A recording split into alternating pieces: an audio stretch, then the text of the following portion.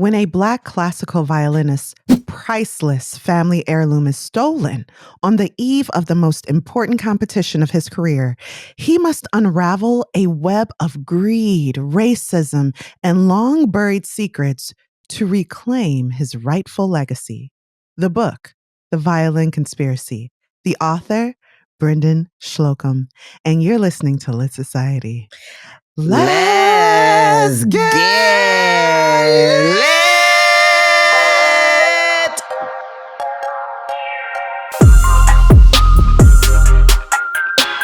Hey y'all, hey, this is Kari. And this is Alexis.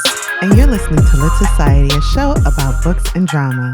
Ooh, a little drama. Now, listeners, especially if you're part of Team Literati and you heard the whole episode last week, you'll remember I said, we are the Slocums! And if you know that reference, let us know. No one knew it. You don't know it either? No, I don't. What? Tell us what it's from. That is the legendary. Who was in Dreamgirls? Loretta Devine, right? Loretta Devine. That's Loretta Devine in a little movie called Kingdom Come. Oh, I never saw that. With a stacked cast. Boy, Tony Braxton That was a in lot that. of Jada people in Pinkett that, yeah. Smith in that. Some folks from Family Matters in it. It's good. You know what? The reason I said Beyonce is because everybody don't know the original. Unfortunately, we ain't worried about them. That's like red pill, blue pill, and people be like, what's the Matrix? We ain't worried about them. Those are babies. This is not Dora the Explorer. This is Lit Society. Well, listen. They didn't know Kingdom Come. So they sure did. No one responded. I attribute that to the diversity of our listenership. They all over the world. They don't know the classics. Oh, right. American classics. Yeah, they over there watching Citizen Kane. That's good, though. Mm-hmm. Aren't we all? Listen, you guys. Usually we have a theme of the week that has, either a game inside or something else fun inspired by the book we're reading. But this week, we're going to change it up a little and do Society Says. Society Says is the portion of our show where we share your comments, Literati, with the rest of Team Literati all over the world. Alexis, is there a comment we received that you'd like to share in today's show? Yeah, actually there is. So this is from YouTube, and it's from someone who watched or listened to The Wedding by Dorothy West. It says, it's from Could You Be Loved One. I like that. They said, just finished reading this book and definitely enjoyed it. Thank you, ladies, for this book review. It had me cracking up the whole time. And we thank you, Could You Be Loved One, for your comment. We appreciate it. Yeah, thank you so much. Thank you for listening, for supporting us, and for taking time to interact with us. Okay. Thanks. And Kari, did you have a comment that you enjoyed that you wanted to share with us? Well, the comment I chose comes from our Patreon family, Team Literati over there. And this is Hattie Timmons. They say, you did a great job with the recap. That was a wild ride and you captured it well. When you describe reading this book, and that book, by the way, is The Shadow of the Wind by Carlos Ruiz Zafón. When you describe reading this book as an experience, I felt that was a great way to put it. This was like a very visceral experience. I think this is a case where I actually enjoyed your episodes more than the book itself. Whoa, thank you. That is fun. Yeah. Yeah, thank you, Hattie. And you're always, interacting with us over on Patreon. We really support it. And all members of Team Literati who take a moment to just say, hey, or this is what I'm reading this week, or have you guys heard of this book? We have also a rec stream over there where you can leave recommendations, and it's great. So you guys, if you like to leave, if anyone listening now, whether you're on Team Literati over on Patreon or not, if you'd like to, leave a comment that we might share on the show, be sure to message us on Spotify, YouTube, of course, Patreon, and anywhere else you receive your podcasts. But if you want us to see it, then probably just Instagram, YouTube, and Patreon. And on that note, let's take a quick break. See it. Don't be like that. We are going to see it. Okay. Yeah. I mean, if you are on Luminaire or whatever that podcast app was and you leave a message, we don't even know how to get on that no more. So, there you go. Yeah. All right, yeah, let's take a quick break and get into this week's book, The Violin Conspiracy. Let's do How's it. that sound? All right. Mm-hmm.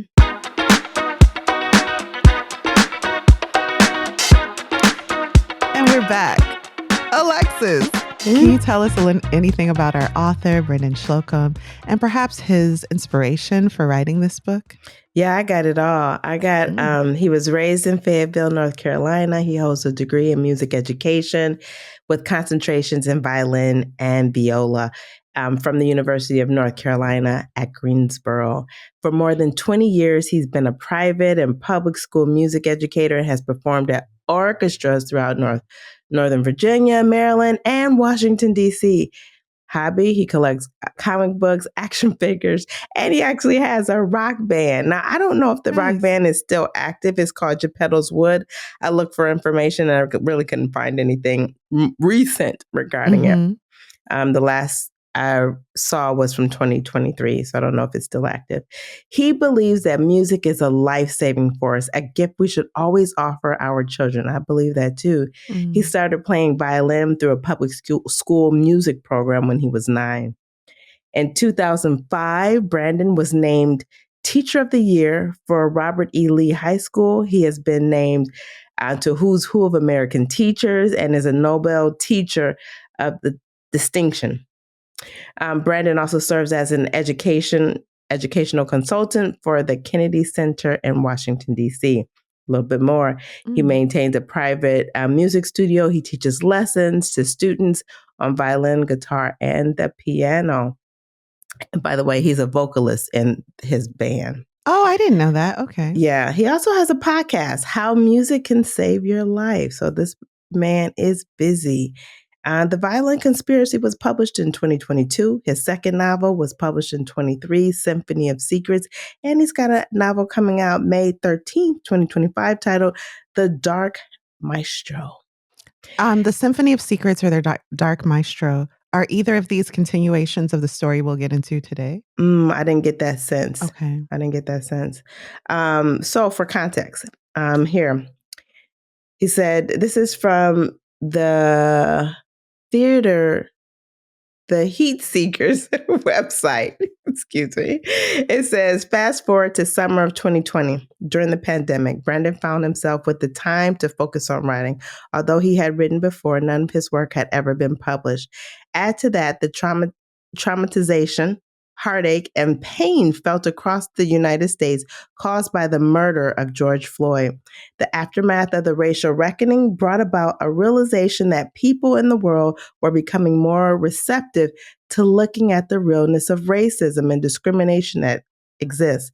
This, in part, inspired Brandon to write a novel based on his reality and path as a Black musician, classical musician, growing up in the South. The inspiration for his debut novel began to take shape as the characters created melodies and notes in his head, traveling down to his fingertips. Brandon birthed his debut novel, The Violin Conspiracy, in roughly 2 months. His debut novel was the February 2022 GMA Book Club pick. Yeah. And so that's what mine says. This is mine. So you have the hardback, I have the paperback, and I really like your cover. Oh yeah, it's a really great cover. Yeah, can you see the person? A good hardback?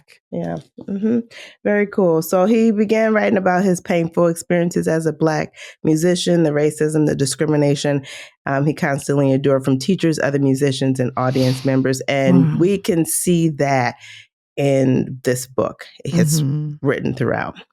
So that is Brendan Slocum. So, Kari, who do you think would enjoy this book? Yeah, I mean, anybody who took up an instrument, perhaps in grade school through college, can relate with this world, especially if you stuck with it. Did you take an instrument? You did, didn't you? Yeah, I took flute lessons and I took piano, but I didn't stick with them long term. But I did have an appreciation for it that allowed me to purchase one and kind of just play around with it in my personal life. Yeah, I took violin for 6 years. I just didn't. It's like swimming for me.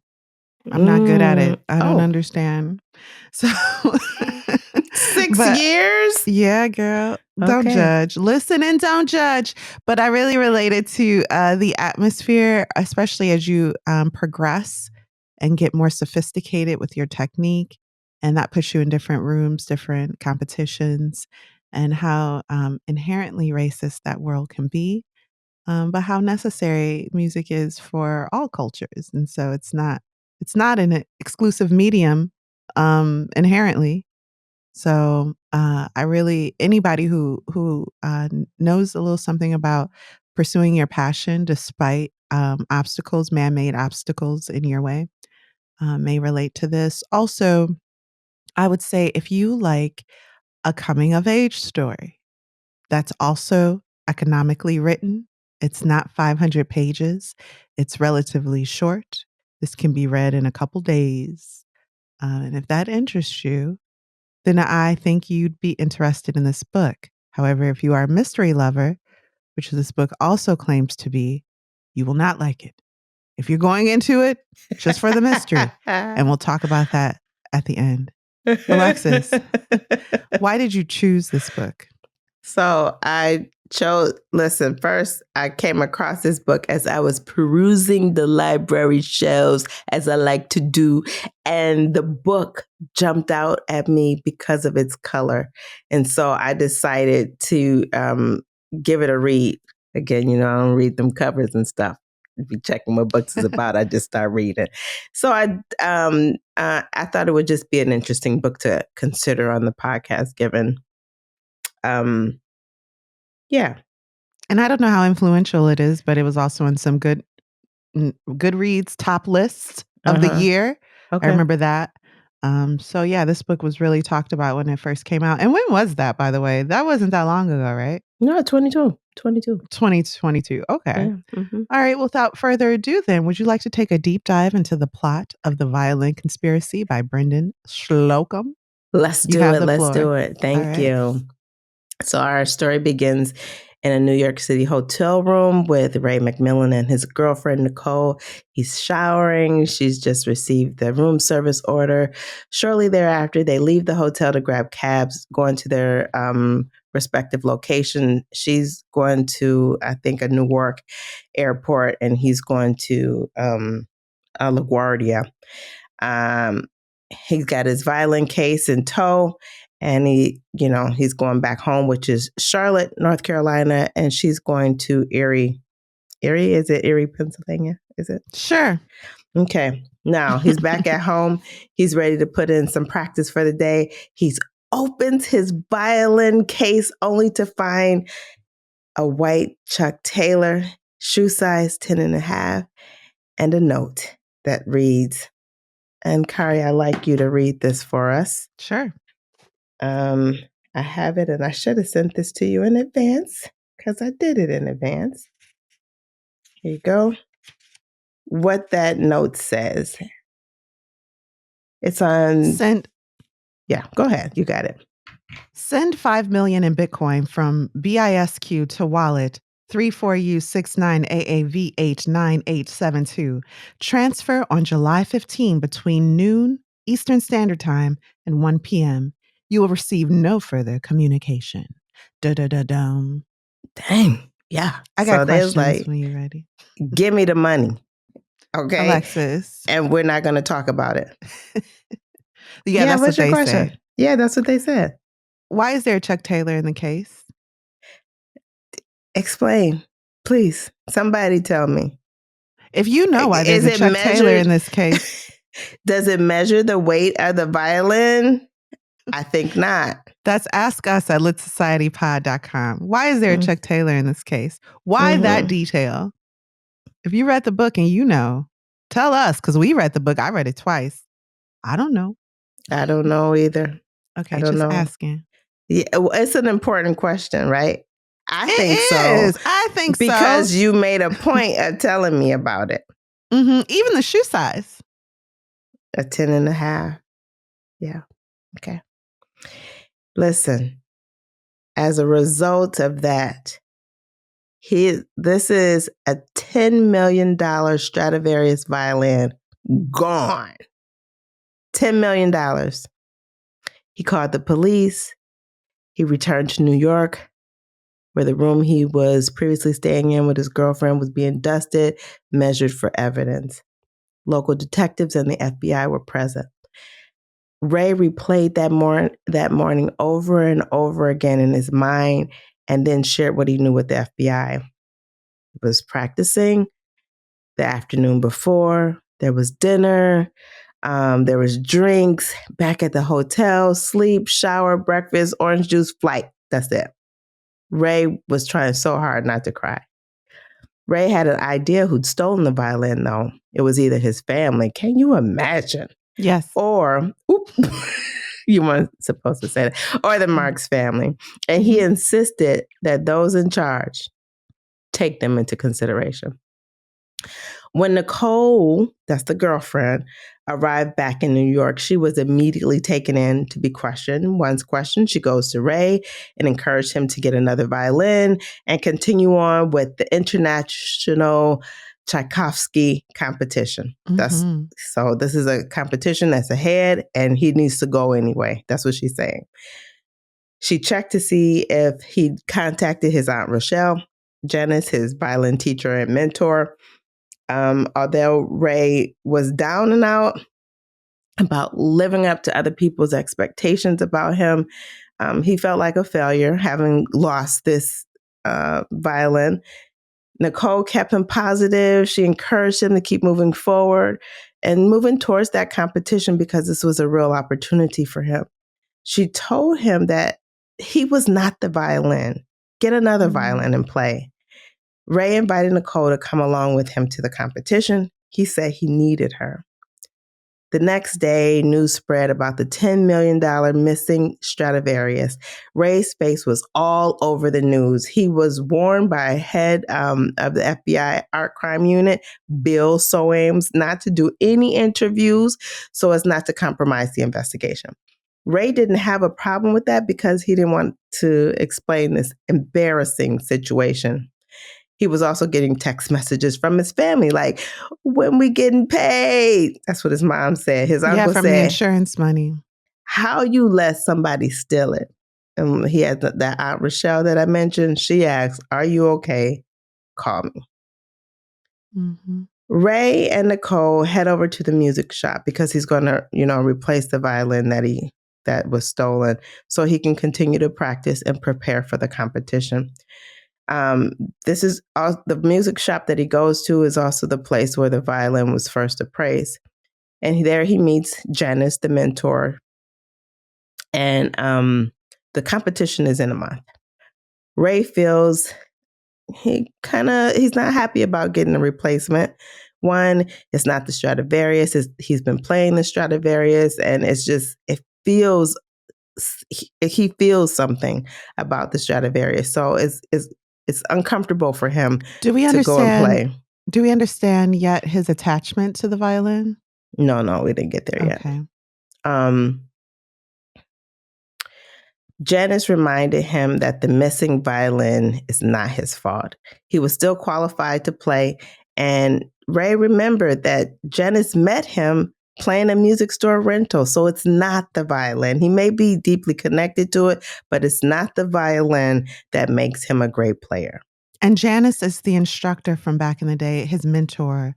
Nicole is his girlfriend. I just want to keep that clear because I had to remind myself later in the book.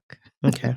And it's not like anything going on between him and Janice. She truly is an older mentor that has always believed in him. She's also a Black violinist. Yep. Yeah, violinist. And Nicole's a violinist also, or she plays violinist. The viola. Yeah, she plays the viola. So, okay. What is that? A violist? There you go. I don't know. Okay. You should know. And that's why I don't play no more. 6 I don't years even know of what you call viola players. Okay, please continue. We are riveted. Bill Soames, the FBI guy, tells Ray he's looking into the hotel.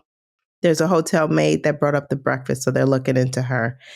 She went missing or she left and hasn't returned to work. So there's let's investigate her. The documents that she gave the hotel were forgeries, so she couldn't work. She shouldn't have been working in the U.S. anyway. Nicole starts to feel guilty because she left the maid alone with the violin to go get money from Ray's wallet for a tip, which is the time they now believe the violin was actually stolen. Meanwhile, the insurance company offers a $25,000 reward for the missing violin and sends a private art detective to investigate. That investigator is Alicia Childress. Alicia don't play. That's what the kind of person she is. Mm-hmm. Alicia goes over everything. Ray, Nicole, the Marks family, his family. He tells her about the deal he made with his family so they could stop harassing him about money. Now Ray goes to see his mom, kind of talk about it. Kari, what can you tell us about Ray's mom and his relationship with her? Ray's mother is a woman that is hard to understand, but you may know her. She is a narcissist and truly unaware of the damage that does to those around her. What's worse, she doesn't care. Doesn't care, not one bit. She is someone who believes she had children for them to help support her. So, and there are parents like this who feel like, nope, you're not going to college. It reminded me of the dad in Fences, where it's like, you need to get something you can get and stop striving for your dreams. Yep. Dreams are just dreams. Go work at Popeyes so you can help pay some of these bills that I made. Exactly. We'll talk about that. But Ray goes, I want a bigger TV like so-and-so's son helped her get. Go work. Why aren't you working? In fact, get out of school, go get your GED and get a job. Yeah. Why are you so lazy? Why are you practicing that noise all the time? Don't nobody want to hear you play that noise. I don't care if you think you good. You ain't. That ain't even for you. That's for white people. Stop playing white people stuff. Yeah. That's his mom. That's his mom. So he goes to see her. She tells him that the police were talking to her and looking into her accounts, and he should apologize to her for that inconvenience. You have inconvenienced me by getting your violin stolen, and now I'm being questioned. And how dare you? In fact, you need to get out. Yeah. That's his mother. You come running back to me now that your violin's stolen. Truthfully, he ain't running back to nobody. He's like, hey, have you heard anything? That's what he said. Do you know who has it? If you do know who has it, could you tell them, call me. Let's talk about it. So she's so offended, she tells him to get out. And in my mind, she's a hurt person. And hurt people, as hurt people love to say. So, she had her dreams crushed at a formative age, and although she seemed to have wonderful parents and whatever, but she doesn't believe that anything is possible for her children, for her son especially, who seems to think he's better than her because he works harder.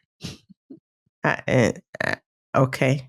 Yeah. But yeah, so she felt like she was being accused after all she did for him. What'd she do for him?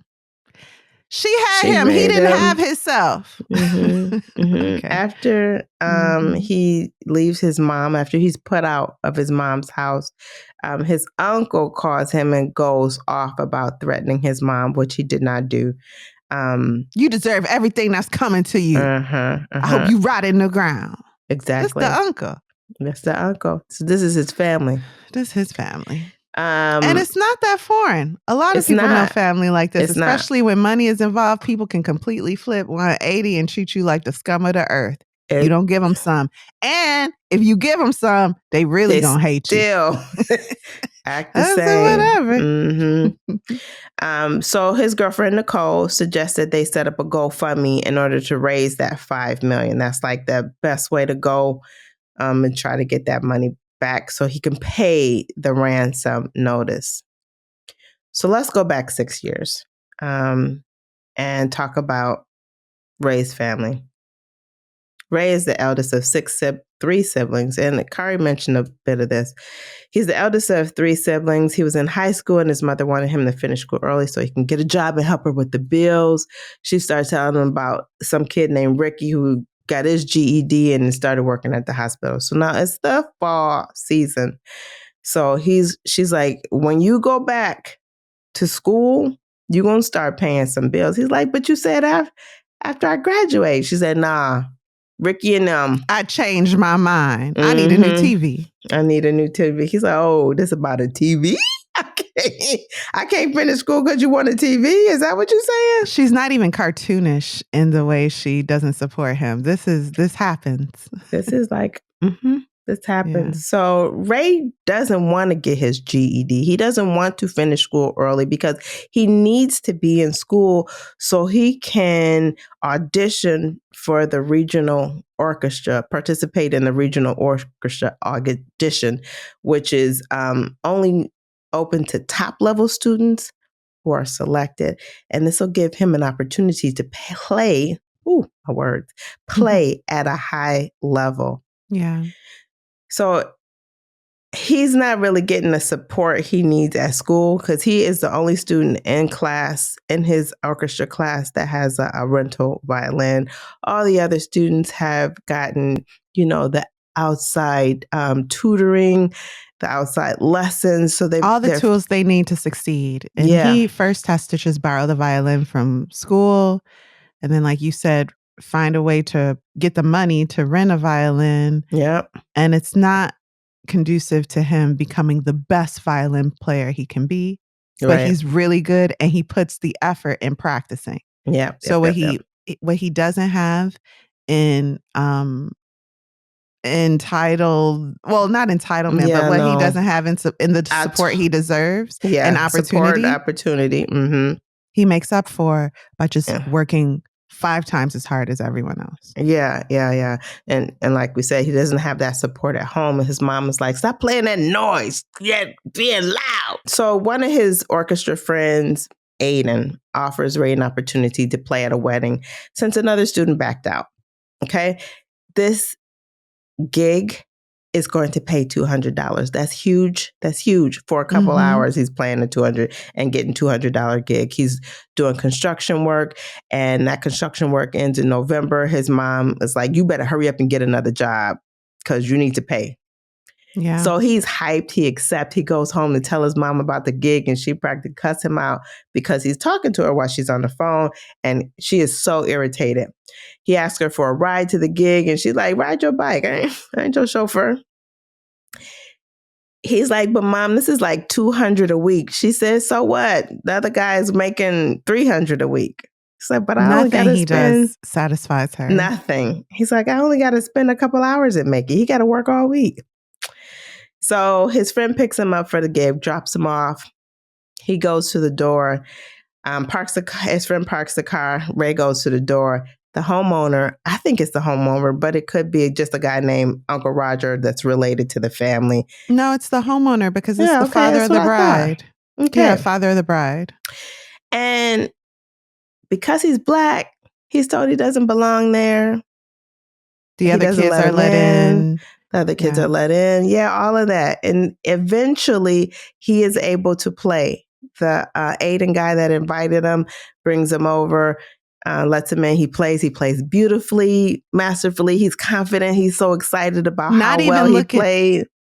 Go ahead. Not even looking at his notes or at the notes, because he's in a staring competition now with the father, the owner of the house, who is staring daggers at him for being Black and playing the violin. So well.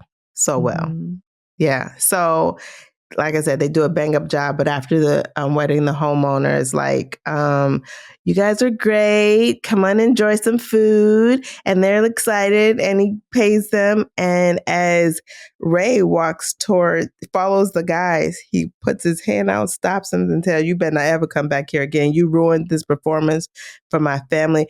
Get out. You nearly ruined my daughter's wedding day. Your people aren't supposed to be playing this music. You don't know what you're doing. Now he's the best player in the whole little quartet or whatever they have. Yep.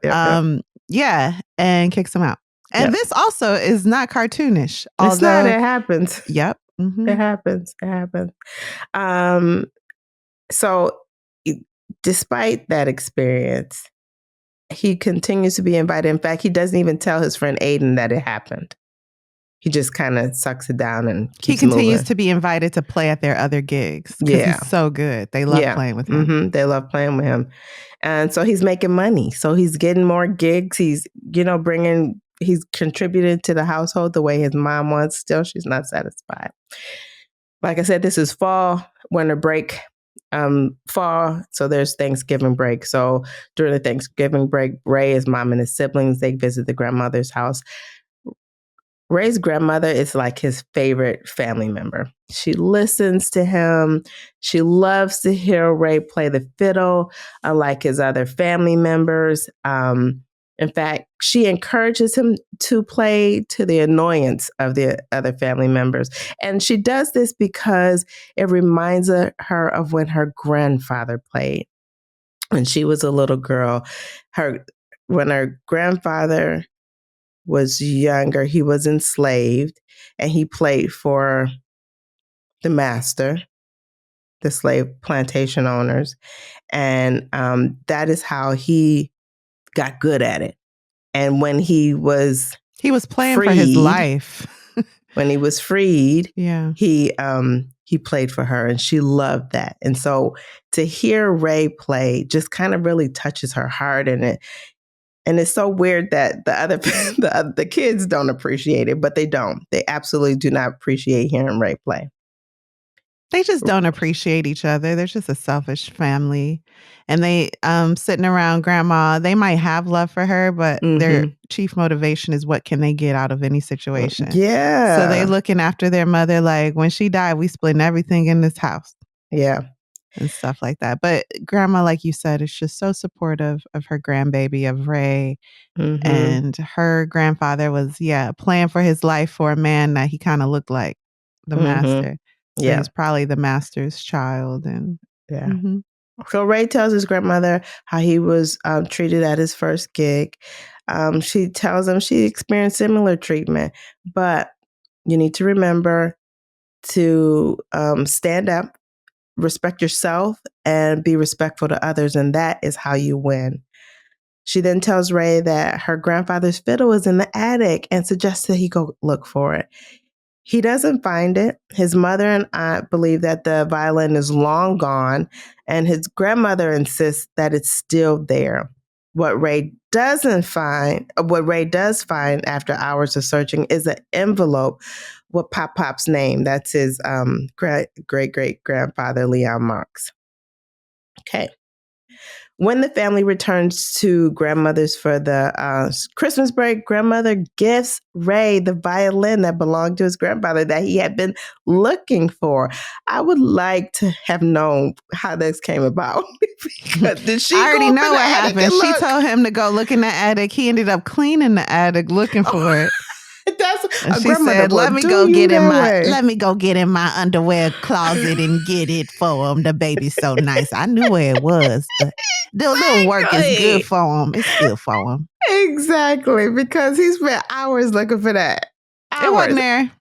And it wasn't there. And then she brought it out as his gift. The violin is worn, it's damaged, but Ray believes he can get it fixed. Aunt Rochelle is willing to take him to the mall to get it repaired. And there, Ray is faced with aggressive, disrespectful treatment. Just from the shop worker who fixes violins. I think the owner of the shop, he like, get out of here. You people never spend money while they're trying to spend money on this repair. Yeah, and he charges an inflated price for the repairs. He insults the violin. This is a toy-looking thing. Yeah, and he replaces the parts that need to be replaced with low-quality parts. And he charges Ray a whole lot for it. So it's like, I already said that, but still, I'm so offended. He charged so much and used low-quality parts. Well, while he waits for the violin, he kind of connects with his Aunt Rochelle, and she shows herself to be interested in him and encouraging about his goals. So when they return home, grandmother is so excited to see all the violin all polished up, and she wants to hear Ray play. So Ray plays, much to the family's dismay. Remember those auditions? Well, no, they love it. They do love it. Do they? Yeah, they hate being so they're just not serious people. But when they're made to sit around and really listen to Ray, he plays beautifully. He does. And his he plays aunt, beautifully. the nice aunt, is The really noise. into it. Like, wow. Remember those auditions Ray wanted to participate in so he can play at a high level? Okay. Well, he auditions. He gets first chair. This first chair is the most skilled and experienced player in a particular section. So he is first chair for the violinist, the best player. And he get called some more N-words. He get called the N-word all the time. Yeah, yeah. By kids, by adults. Just by family members, by strangers. Yeah. So the competition or the audition is filled with racism, essentially. He meets 3 other musicians out of 400, 3 other Black musicians out of 400, and all 4 of them are ostracized because they shouldn't be there, according to the people. Yeah, this is affirmative action hires. This DEI. I don't care if they play better than everybody. It's DEI. They Blacks. Isn't it crazy? So Ray aspires to be the top violinist. He's got goals. The other 3, they're like, nah, it's too challenging to be in this area, to be a musician. So they're not afraid of the challenge. These musicians are the top of their game. They just don't want to be bothered with all this racism. It's already highly competitive. And then you add the fact that we Black on top of this. I'm going to be a doctor. This is stupid. Yeah. I'm trying to make money. Okay. This is just some way for me to get into school because I can get a scholarship. But then I ain't doing this for real. And he I never thought of doing anything else but music. This is truly the only thing in life I want to do. And they like, oh, well, maybe you can do it. Maybe a scout will find you. Okay. You sure you don't want to be a bio scouts here? A rocket scientist? It'll be a lot easier. But no problem. We believe in you. True. So, but at this competition, he meets Janice. Remember Janice we talked about earlier? This is where he meets Janice. Janice is a bigwig. Okay, she's a professor at a university, and she sees Ray as standout. And after the audition, she offers him a full scholarship to school, to university. And you got to pay for your books though. And I was like, Then I remember you can basically find anything online for free. Okay, because books ain't cheap. Books are not cheap. And Ray actually talks about that. Sometimes that's all it takes to stop people. Yeah. He talks about that in the book. It's expensive. Can I sell this back to you? Anyway, we used to do that all the time. Yeah, for sure. Anyway, at Marquette. I paid $59 for this book. How much can I get back? $2, $3? No. I did not. No, I don't know what you was getting, what books you had. For real? Well, you know what? Because if the books weren't used again, you would get offered $5. Why would my book not be used? Because they have a new edition.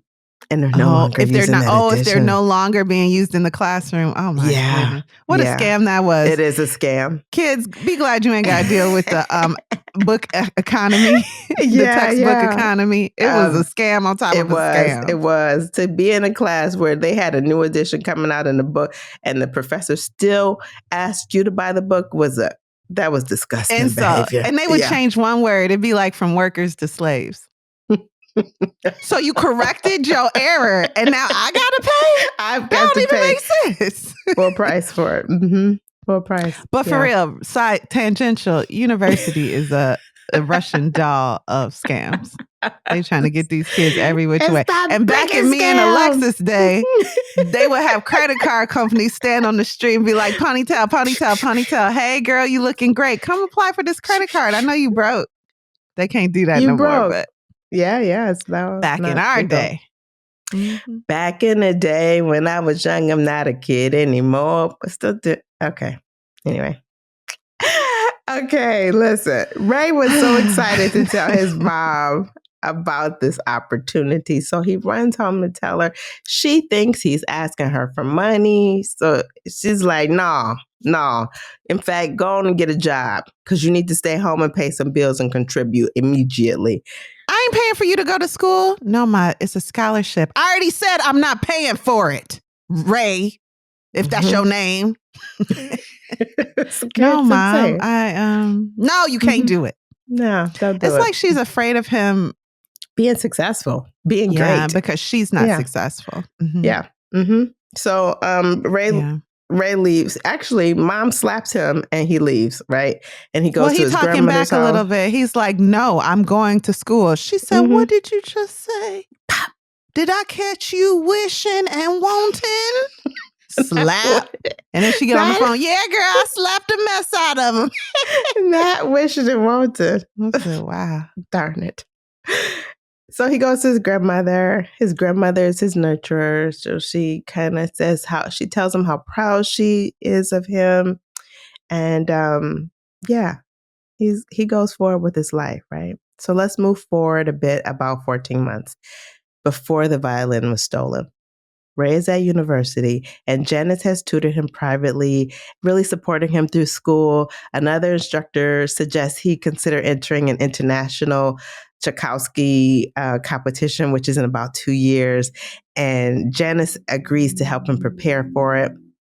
Janice suggests Ray visit a music shop run by a friend of hers and purchase another violin because, it's time for him to level up. But Ray is like, I really want to keep this one. It's really important to me. Maybe if we could just elevate it to concert status. So when the repair shop guy looks at it, he's like, it looks a little scruffy. But then he's like, no, it's been in my family for like 100 years. He's like, oh, okay, well, let me look at it differently. While it's being prepared, Janice's friend tells her he believes the violin is a rare Stradivarius. Kari, can you read about what the Stradivarius is? It's on page 115. Well, we have different books. So do you have a chapter or something? Yeah, I'll tell you. Give me a second. She always do this, y'all. She'd be like, read page 6. I'd be like, well, maybe your 6 is my 32. Come on now. This is chapter. She don't want to hear it. She just like Brendan Mom. It's chapter 10, Janice, 14 months ago. It is not. Stop it. Chapter 10? 14 months ago. Okay. And it describes the... what does it start with? He's given Jacob the violin more than 2 weeks ago. He'd given Jacob the violin more than 2 weeks ago. Now, standing in front of the music building where Dr. Stevens had summoned him, he wasn't sure what he'd agreed to. Around them, the March wind blew raw and miserable, but Ray could barely feel it. Jacob Fisher called me this afternoon, Dr. Stevens began. Why wouldn't he call me? What's wrong? He called me because he's known me for a long time, and this is a very unusual situation. Unusual? How? Ray, she took a breath. He thinks the violin is 18th century Italian. 3 families in Italy were renowned during that time for making the most exquisite, most expensive violins in the world. The Amatis, the Garnettis, and most famous, the Stradivarius. These violins were worth tens of thousands of dollars, sometimes millions. Yeah. So this violin is the $10 million violin. Wow. So they believe Ray to be in possession of this rare and fine instrument. And they go to New York to have it appraised. It's appraised at $10.1 million. And he immediately gets the violin insured. This made me miss the days when people made things with like pride. And it would be like, wow, that's a lighted teas candle. Come on, lighted teas. From the 21st century. Wow. They were made. Yeah, things were made. You couldn't just buy it on Alibaba. Nope. Mm-hmm. That was a different time, right? Yeah, craftsmen and carrying them. Yeah, craftsmanship. But, I actually kind of read some information about the Stradivarius, and it is said to have... people have tested it in a blind competition and that it plays just as well as other great violins. It's not beyond that. Oh, So that's interesting. Well, but maybe the players just weren't that great. But that doesn't mean it takes away from the quality, the craftsmanship of that equipment. It just means it's up there. It's just as special as all the other special ones. And you can reprint money, but you'll never reproduce craftsmanship at that level because of capitalism. We don't work that way anymore. Mm-hmm. So it'll always be valuable. It's not like NFTs. Yeah. So Janice tells Ray, look, you need a new look. Okay, new wardrobe. You need to present a more professional image. Let's go shopping. She said at this point, the violin's stunting on you. How the violin dress better than you? You got to do better. No more going to tops and bottoms. Shout out Chicago. No shade to tops and bottoms. That sounded like it. Anyway, now Ray is truly ready to enter the competition. The International Tchaikovsky competition. By this time, Ray's grandmother has also died. Mm-hmm. So he reaches out to his family to share the news about the violin. At his grandmother's deathbed, she actually tells Ray the story of her grandfather and how the violin came to them. So, and she told him to hold on to the violin case, not just the violin, but the actual case. Because when she went to visit him and he played with the violin, he had it in a new case because he had gotten it repaired and then put in a new case. And so she was wondering where that case was. Can I break that down just a little bit? Yeah, sure. So the plantation where grandma's grandfather grew up, if you could no longer work, let's say just because of old age or injury, they would beat you to death. Okay. So her grandfather's mother, her great grandmother, told him, I don't want that to ever happen to you. So you just play as best as you can to save your life. Okay. He was playing for the master one day and the master was like, I'll give you anything you want. Very harried of him. Like, you play so well, you can have anything you want. He's like, oh, easy. I want my mom to be free. Not that. Anything but else? That. Mm-hmm. You know, I done had these kids with her. My missus wouldn't like me just freeing her. Then they are basically on the same level. That ain't what he said, but that's the truth. And so, he goes, well, I want to be free then. And so he said, okay, go get me a paper. You free. And wrote it down. And he carried that paper with him everywhere. And those are his freedom papers that accompany the violin. And the area they were in was surrounded by alligators. So if you were a runaway, sometimes the alligators would get you. That violin case was covered in the fine skin of an alligator from the land. So it's a lot of history in both the violin and the land and why it's so important and why he won't just sell it, even though it's worth tens of millions of dollars. His grandmother gave this to him, the only adult before Janice that believed in him. And Janice, right, is the mentor? Janice is the mentor and Aunt Rochelle is the family member. Oh, I guess Aunt Rochelle's, too. But his mother actually contributed to his a success as an adult by gifting him this violin. He'll never sell it. So I thought that story was really well told and well written, and the most interesting part of this book for me. And thank you for sharing that. Okay, so the Ray decides to tell the family. Because it's going to hit the news, so he needs to tell the family about it before that happens. They're all very excited. They think Ray is going to sell it and then split the cost with everybody. Ray tells them he won't be selling it, and they turn on him, tell him he's selfish. His uncle says that he's getting a lawyer, and the next day, it's all over the news about this rare Stradivarius find. Just real quick, on the phone, on the group chat call, whatever, with the family, they and we can all split it. And you share with your mama with her portion. Now, that's so his crazy. Violin. He like, violin. I'm not selling it. And they go, fine, we'll give you your own portion of the winnings. we'll just have $2 million each by his grandmother. I don't think you understand. I'm suing. He don't owe them nothing. Not a thing. His grandmother, they didn't want him to have it. They didn't care if he played it or not. They thought it was in the garbage. It's his. He don't owe them a thing. Soon after, Ray gets a letter from the Marks family. Who are they, you ask? They are the plantation owners. And also distant relatives. Descendants of. Yeah. Well, the violin once belonged to the Marks family. That is how Pop got the violin from that father, Marks, who was also believed to be his great-great-grandfather's. I forgot what I was trying to say. So the plantation owner was the father of the grandmother's Marks. Grandpa. Pop. Anyway, let's move on from that. Yeah, that was Pop Daddy. The white man was Pop Daddy. Okay. Oh, okay. I do have that part of it, that Leon was born enslaved to the Marks family, who had originally come from Italy.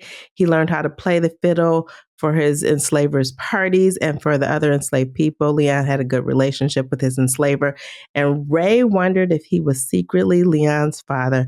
Much later, enslaved people achieved liberation, and his enslaver gave Leon the fiddle to keep.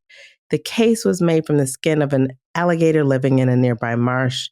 After Leon left his enslaver's plantation, he supported himself by playing music.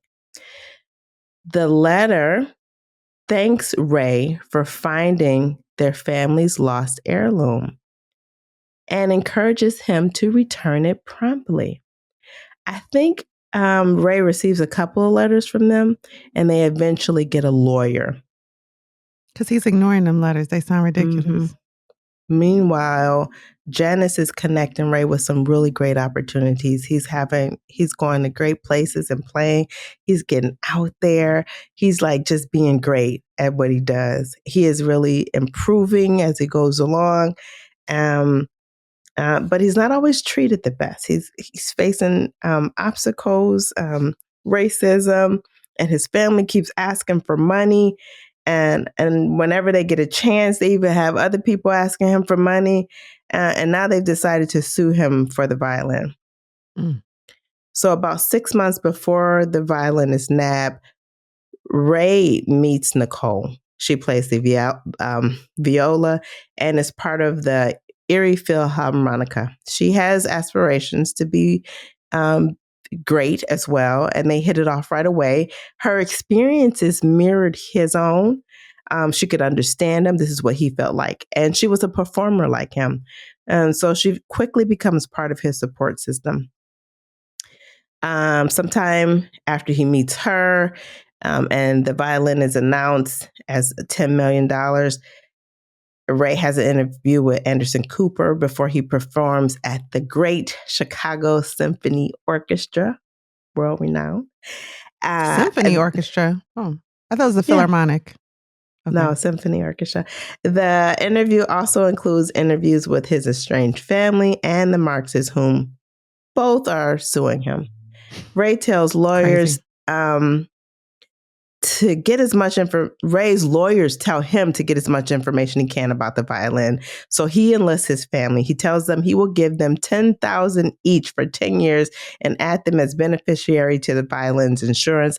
He tells them he wants to find any papers belonging to Leon Marks, and in exchange, he will give them $500,000 collectively. They agree, but they don't find anything. In fact, they all believe that the papers were thrown away. Now, let's get back to present day and wrap this up. Nicole believes Ray's family knows what happened to the violin, while Ray believes the Marks are responsible. The hotel maid has been cleared, and she didn't have no information. They've raised more than $2 million on the GoFundMe. Janice took out a second mortgage to donate $45,000.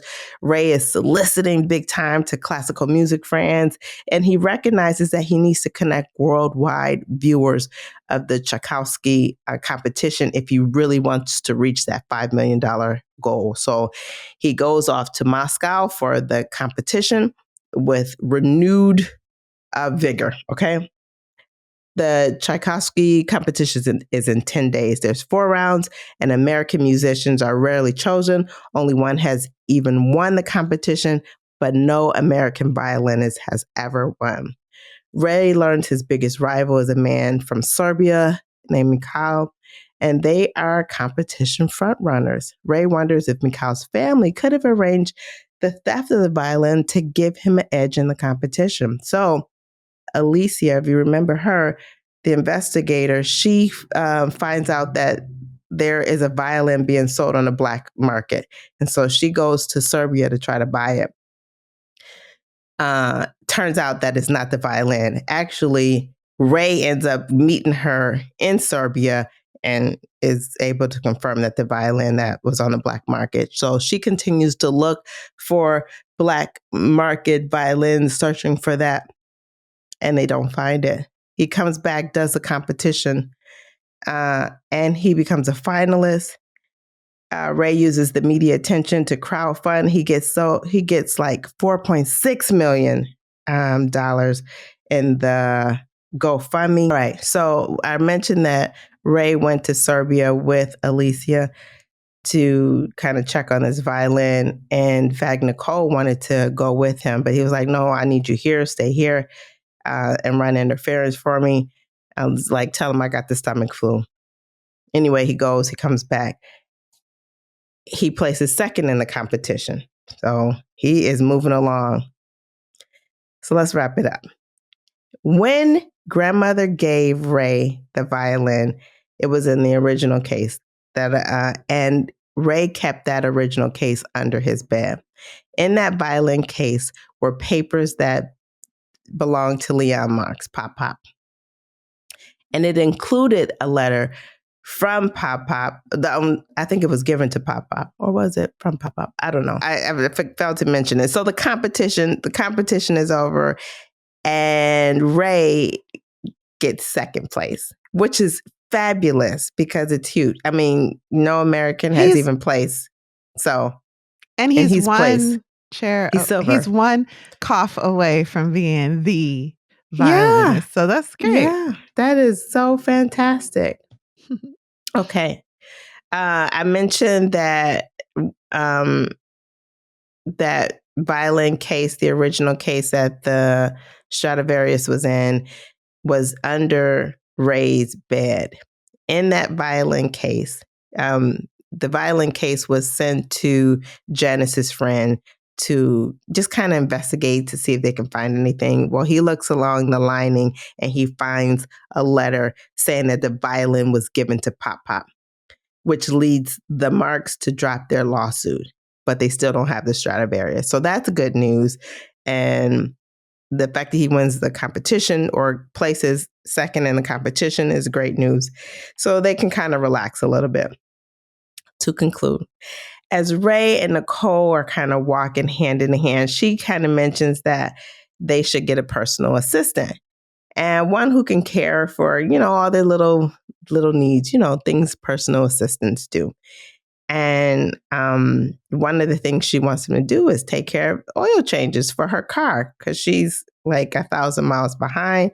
And Ray's like, "Why you drive so much?" And she's like, "Well, I drove to New York. You remember the last time I was here, I drove to New York, the time that Joe violin was missing." He was like, "Huh? What?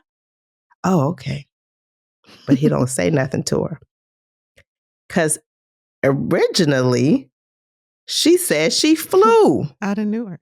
She flew out of Newark. So why are you talking about you drove? So he decides to dig a little deeper. He goes to her house and searches her house. In another state. He goes to her house, searches out. He's been there a bunch of times. So he goes and looks through the house. He doesn't find the violin. But then he goes in the bathroom because he had used the bathroom there before. And he noticed that there was some magazines with some guy's name on it. And he's like, "Why is that? Who is this?" She said, "That's the previous tenant." Turns out it's not. It's actually her ex-boyfriend. They were living together at the time. And the magazines were still coming to his house. So he goes to that man's house.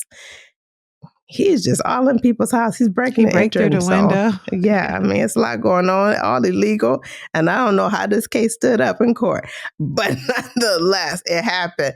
And there he finds that the man rented a locker, a storage locker, and there's a key. He takes that key, goes to the locker, and finds the missing Stradivarius. And who stole it? Yes, Nicole, his girlfriend, and her ex-boyfriend. Indeed. And that brings us to the end. Let's take a quick break. Let's do it.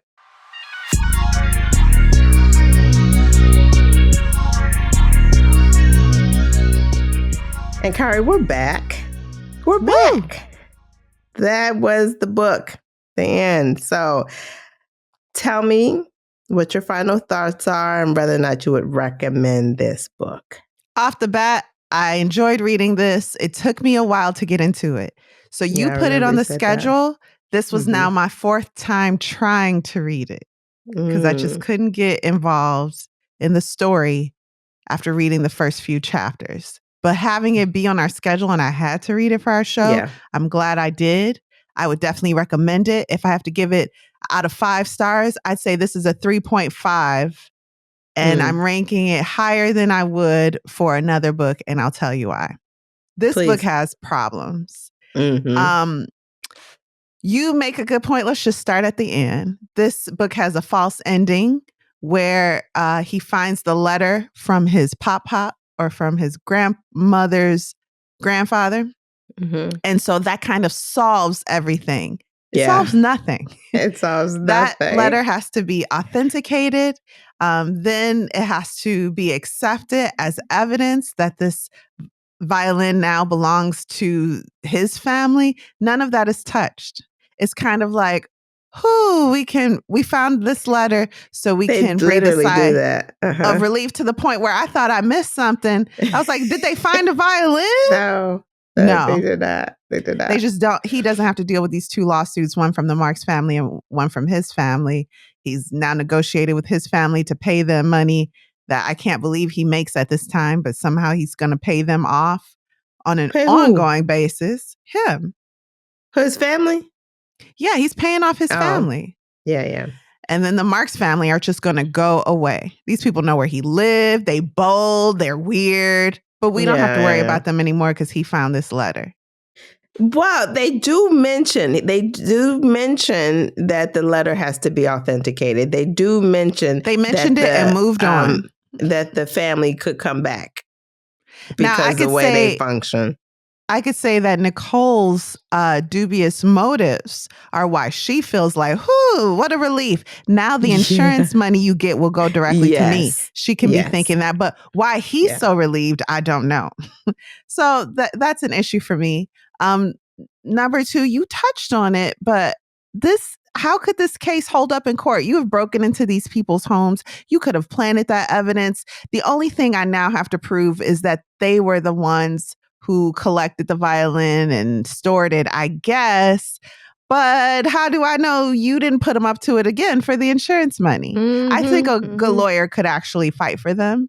And y'all would all just have to end up taking some loss. Yeah. And the violin would maybe go to you, but you'd have to sell it. You'd probably have to sell it to pay all your legal fees. That's my guess. In a more realistic story, that would have happened.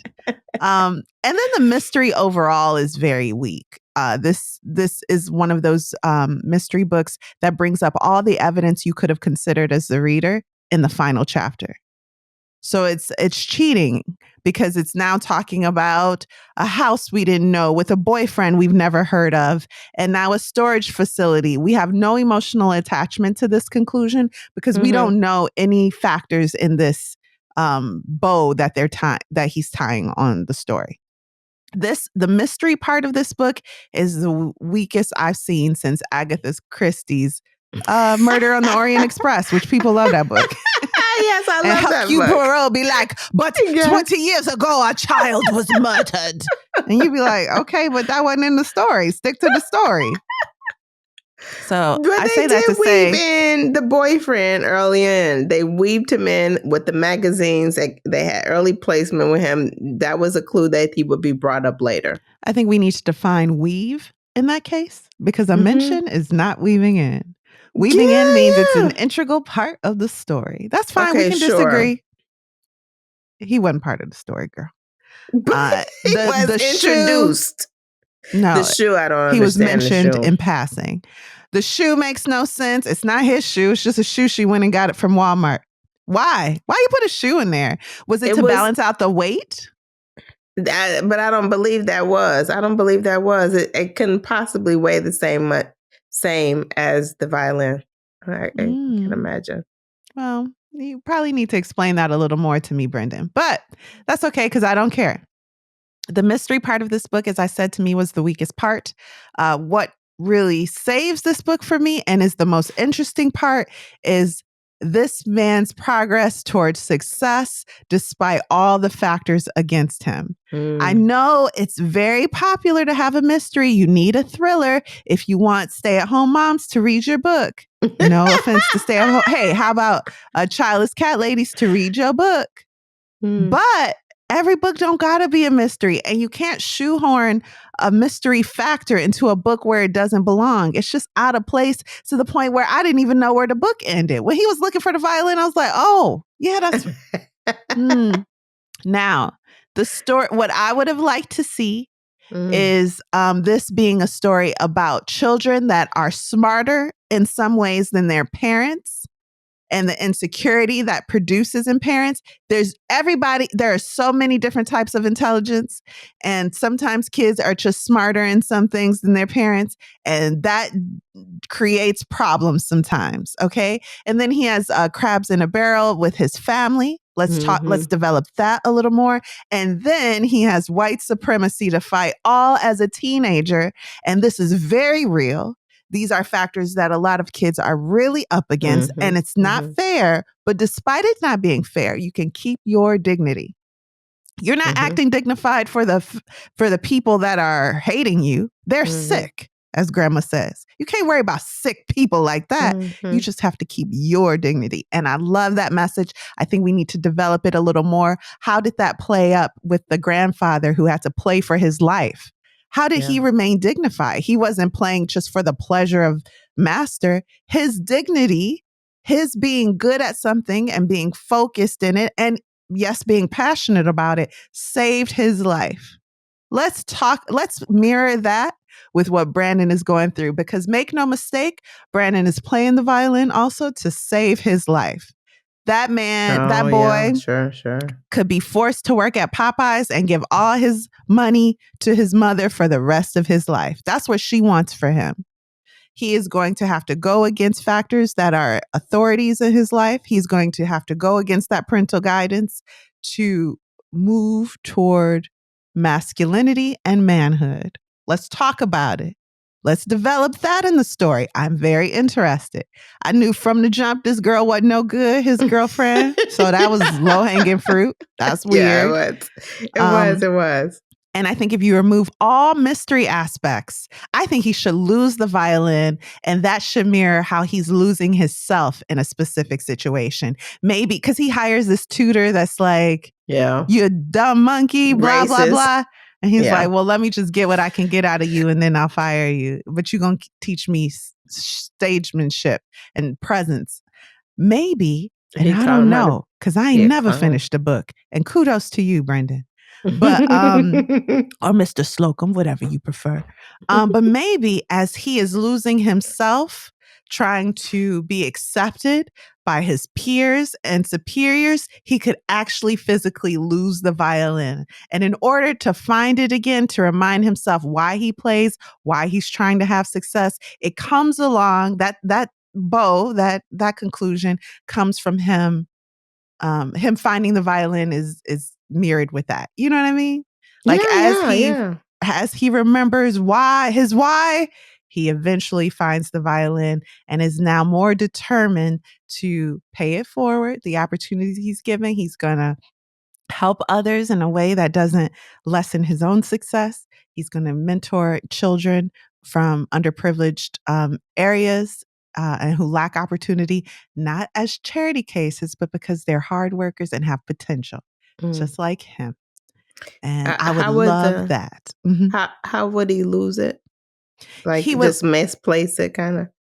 Oh, how would he lose the physical violin? Yeah. Oh, yeah, let's do this. Yeah. Why? What ideas you got? Oh, that's what I want to know. How would he actually lose it? Do you have any ideas? How would he lose it? Because he always has it on him. Yeah, he always has it attached to him, unless it's sitting down and he's walked away. Somebody would have had to steal it. Maybe he could be at a party with people he don't even like, that don't even like him, trying to impress them. He drinks something that they give him and his violin is gone. So it's stolen. It's stolen, sure. So it's still some element of mystery to it. Yeah, but I don't think... I think he's dealing with the fact that it's stolen. Yes, he goes through due process, alerts the insurance company, but it's not him breaking into windows looking for it.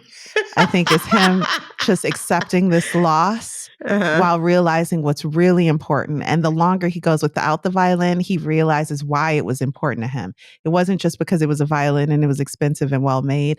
It's because of that tie to his family and to the person who supported him. Maybe this could be a book about how all anyone needs is one person to believe in them. And that can be the whole difference. His mother believed in him. Grandmother. Pop-Pop's. Yeah, but Pop-Pop's mom believed in him. And grandmother believed in Ray. And Ray could now mentor someone through some organization that he only became a part of to appease his peers. Now he realizes, no, I have a purpose here. And as he's mentoring that person, he discovers his violin in some beautiful way that makes you cry when you realize. Oh, go! Please write this book, Kari, so we can see. No, Brandon, you do it. So, in conclusion, I enjoyed this book, but it could have been better. But this was a debut novel, correct? Yeah, debut. And I think 3.5 out of 5 is excellent. The bones of this book, excellent. Feels like some mystery was retrofitted in there, and that's terrible. But I understand capitalism, and every book wants to be a mystery these days, and that's just unfortunate. Alexis, what did you think about The Violin Conspiracy by Brendan Slocum, and would you recommend this book?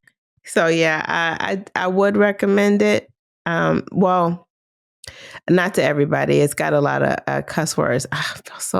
Some just feel so unnecessary. So it's got a lot of language in there. So for that reason, I wouldn't recommend it to everyone. I did think it was interesting, the story, but I did see the holes. I still would like to know why that shoe was there.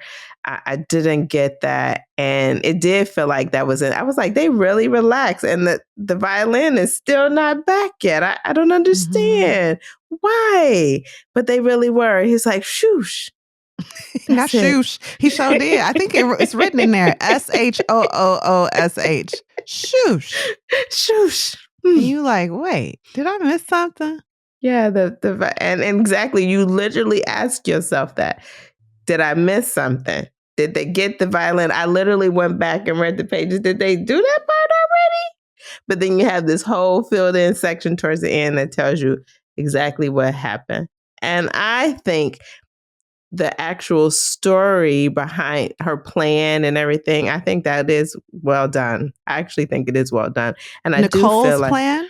Yeah. Okay, use names. Okay, so you think her plan to steal the violin and get the insurance money was a well thought out plan? Yeah, I do. I do think it was well thought out. I just feel like there were pieces not filled in.